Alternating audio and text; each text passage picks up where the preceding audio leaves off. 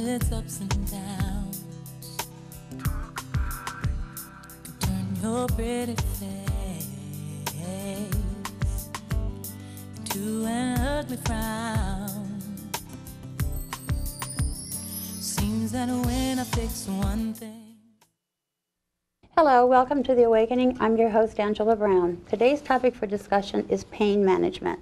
My guest today is Dr. Hadis, and he has come here from his office to talk with us and to share with you some of the problems that you can get into with pain and how he can fix it for you.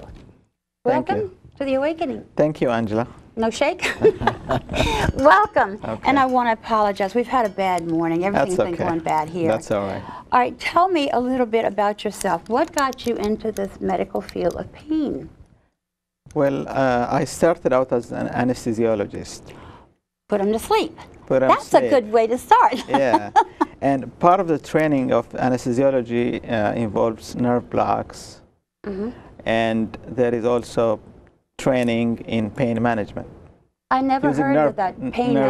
Pain management is taking away the, it's a block that you can do when someone's Yes. going under surgery so they don't feel we're going to be operated on, I guess? Partly. Partly, okay. Yeah, partly for that, and partly also for pain, very chronic pain. Okay. Pain that lasts a long time.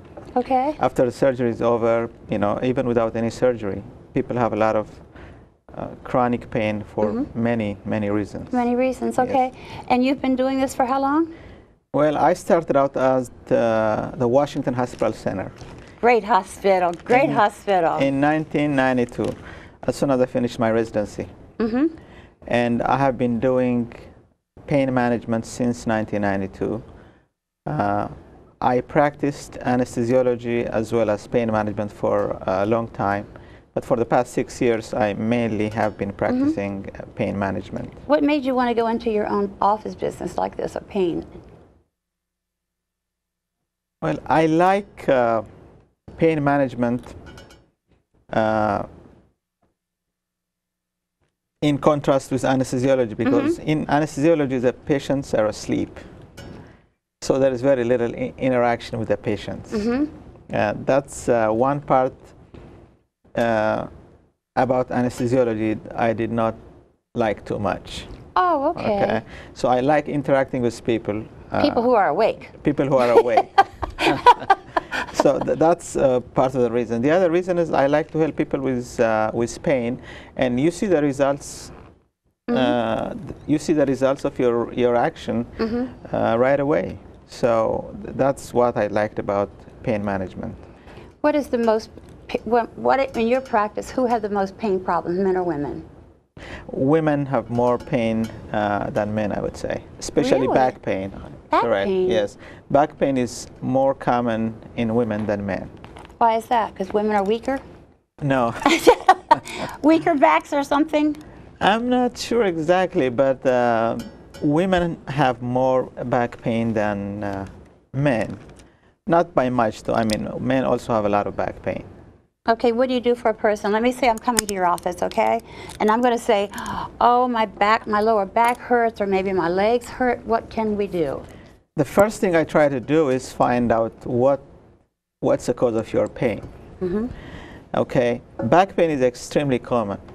About 80% of Americans experience back pain at one time or another in their Really? lifetime. Yes. But most back pain goes away by itself, or with rest, or with very little or no care at all. What about over-the-counter medication? Well, for mild pain, over-the-counter medication may be enough, Okay. along with rest. So most people who experience back pain get better without any fancy treatment, with just rest and over-the-counter medication, maybe anti-inflammatories like Motrin or naproxen, something like that. I know I had a baby, and when she was a very big baby, and every time I leaned over to lift her up, I'd hurt my back. And the only thing, where I got relief, I used moist heating pad, Yes. and I took some Tylenol. Okay, Yeah. most back pain gets better with that. Yeah. Do you work with the patients who have had surgery from back pain that couldn't get rid of it other than having surgery?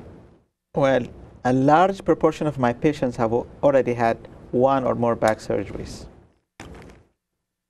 those are the patients who require the most treatment and are the most difficult to treat. Really? Correct. You would think the surgery would straighten it out.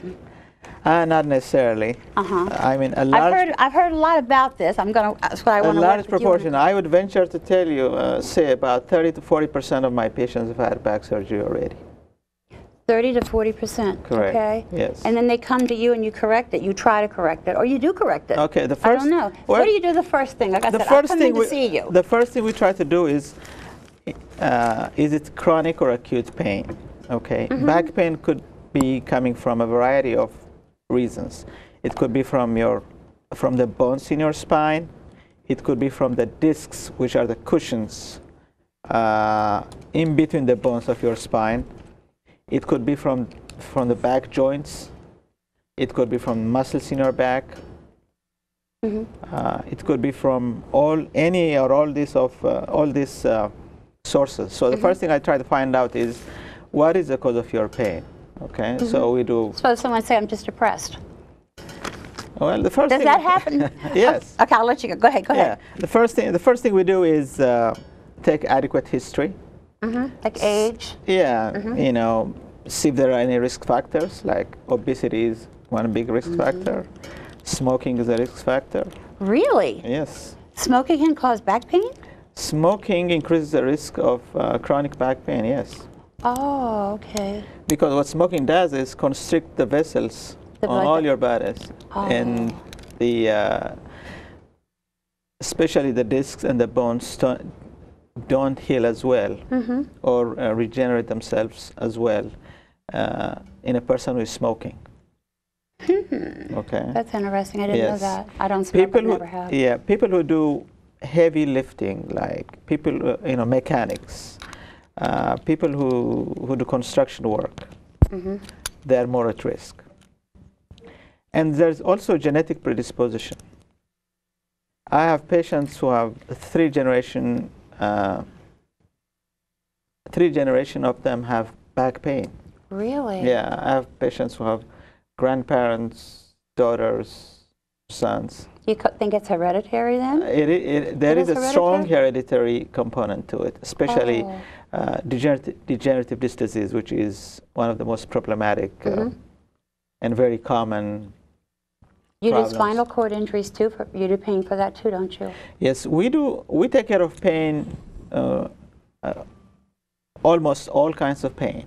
All kinds of pain. All kinds of Shoulder chronic pain, neck pain, shoulder pain, neck pain, Knees, knees, all kinds of elbows, pain. All Yes. kinds of pain. All kinds of pain. What do you give a person for this? Okay, it depends on what the person has. Okay, the most common thing we do, the most common thing I deal with, let's say, is back pain. But chronic back pain secondary to herniated or a bulging disc, which is commonly referred to as sciatica or pinched nerve. Okay. That is the most common problem I deal with.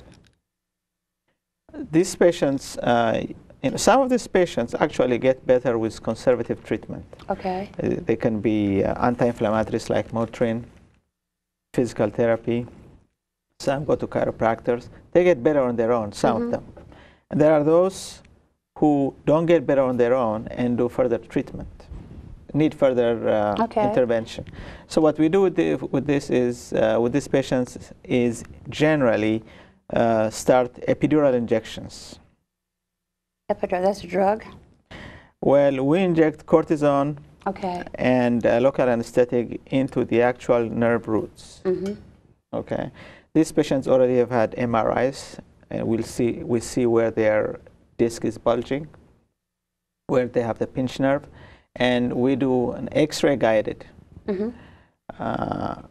injection of the nerve root using a local anesthetic and cortisone-like substance, which is the most common one is called methylprednisolone.